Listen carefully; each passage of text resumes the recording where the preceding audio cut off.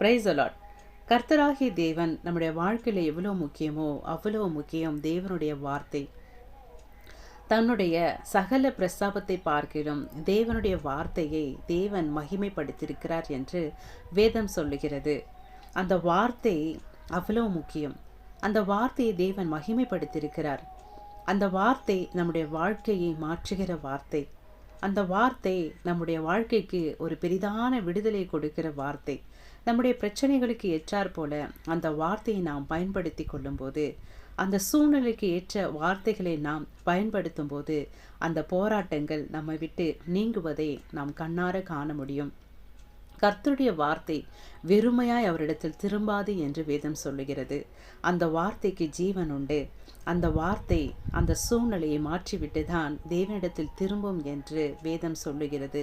அதனால்தான் நம்முடைய வாழ்க்கைக்கும் அந்த வார்த்தைக்கும் மிகவும் சம்பந்தம் உண்டு.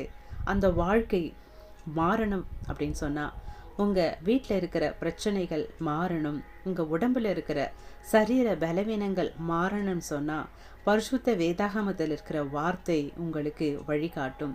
கர்த்தருடைய வார்த்தை நம்முடைய பாதைக்கு வெளிச்சமாகவும் நம்முடைய வாழ்க்கைக்கு அது தீபமாகவும் இருக்கிறது. அந்த வெளிச்சமான வார்த்தையை உங்கள் இருளான சூழ்நிலைகளில் நீங்கள் பேசும்போது அது வெளிச்சமாய் மாறும்.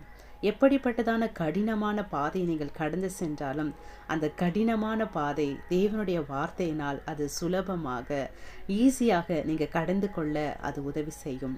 ஸ்தோத்திரம்.